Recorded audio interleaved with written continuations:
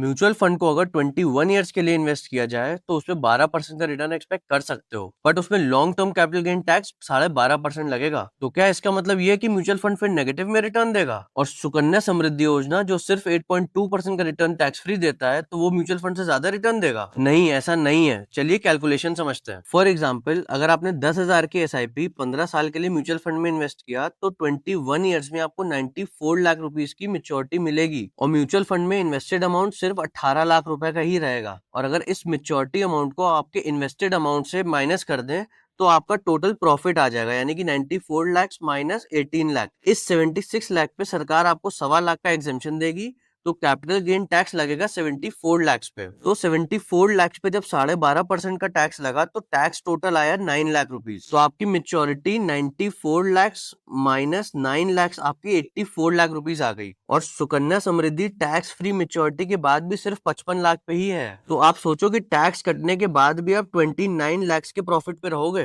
तो सोच समझ के अपने गोल्स के हिसाब से प्लान करो, इस वीडियो को ज्यादा से ज्यादा शेयर करो, और अगर आपके पास एडवाइजर नहीं है और आप सीरियसली प्लान करना चाहते हो तो कमेंट करो ADV, हम आपको सेशन का लिंक भेज देंगे।